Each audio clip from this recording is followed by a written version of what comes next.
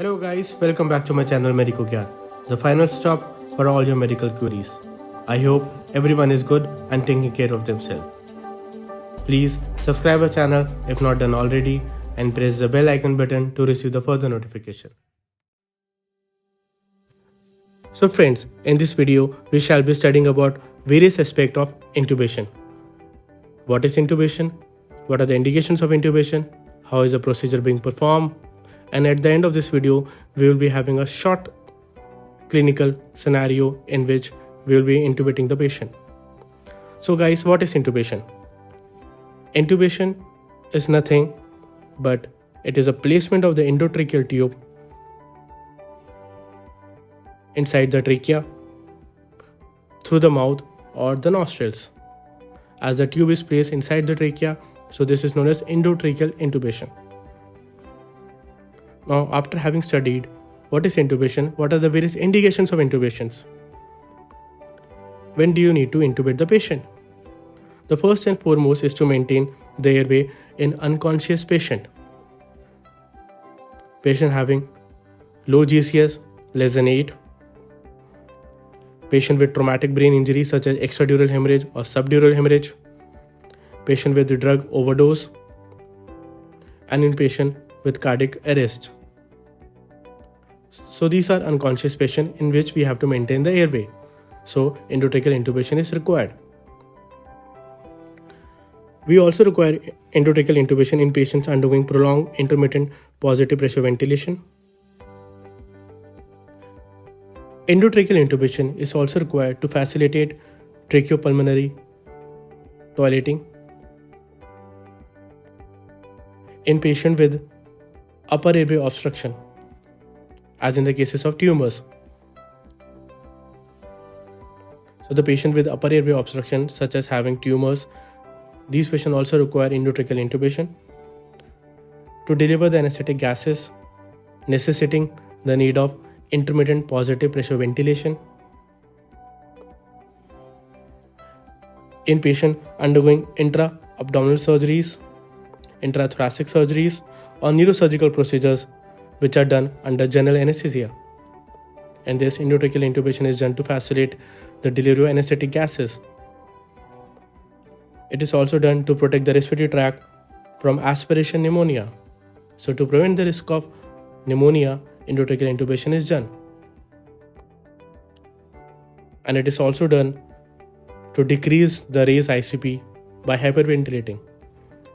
By hyperventilating, the CO2 is washed out, leading to decrease in the raised ICP.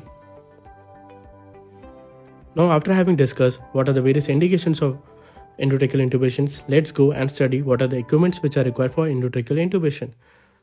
The first and the foremost is endotracheal tube, which is used to deliver the oxygen to the patient and to maintain the patency of the airway. We require laryngoscope. The laryngoscope can be Macintosh and Miller's laryngoscope. Mostly in adult male patient size number 4 and in adult female patient size number 3 Macintosh laryngoscope is used. We require an AMBU, which is known as artificial manual breathing unit, which is used to deliver oxygen to the patient. And this delivery of oxygen is known as pre-oxygenation. We also require a functioning suctioning apparatus, which is used to suction the various secretions present in the oral cavity. And we require a syringe. The syringe is used to inflate the cuff of the endotracheal tube. So these are the various equipment which are required for endotracheal intubation. Now up to how much depth the endotracheal tube should be inserted. It is different in cases of adult male and adult female. In cases of adult male, it is 21 to 23 cm, while in cases of adult female, it is 19 to 21 cm. But the pediatric endotracheal depth calculations are different, which is given by the formula of h by 2 plus 12 cm. But in the infant, there is a rule of 7, which depends upon the weight. Now, what is the position which is required for endotracheal intubation? The position is most commonly known as sniffing position or barking dog position. This position is achieved by placement of a pillow beneath the head, because of which there is a flexion at the neck of 25 to 35 degree and extension at the atlanto-occipital joint by 85 degree. So what this position helps? By virtue of this position, it helps in the alignment of oral axis, pharyngeal axis, and the laryngeal axis in the same line, which helps in easy intubation. Friends, one of the most commonly asked questions is about the Mallampati scoring. The Mallampati scoring is of 4 types: class 1, 2, 3, and 4. In class 1, there is a complete visualization of soft palate. In class 2, there is a complete visualization of uvula. While in class 3, only the base of the uvula is seen. While in class 4, the soft palate is not visible, only the hard palate is visible. After having studied the Mallampati scoring, let's have a look at the CL grading. It is a 1, 2, 3, and 4. In 1, there is a complete visualization of glottis. In 2, there is a partial visualization of glottis. In 3, only the epiglottis is seen. In 4, even the epiglottis is not seen. Now, how do you intubate the patient? What is the technique of intubation?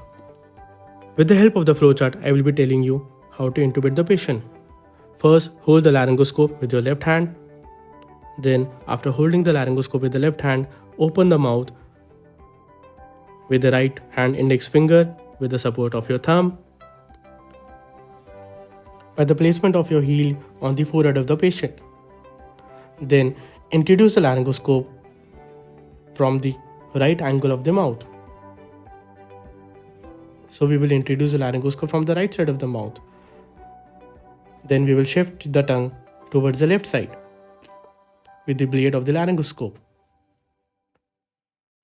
So the tongue is shifted towards the left side. Then we will pass the laryngoscope over the tongue and see the epiglottis. After having seen the epiglottis, we will lift it in the upward direction and watch for the vocal cord. When you see the vocal cord, take the tube in your right hand and introduce it under the vision. So this is how the endotracheal intubation is done.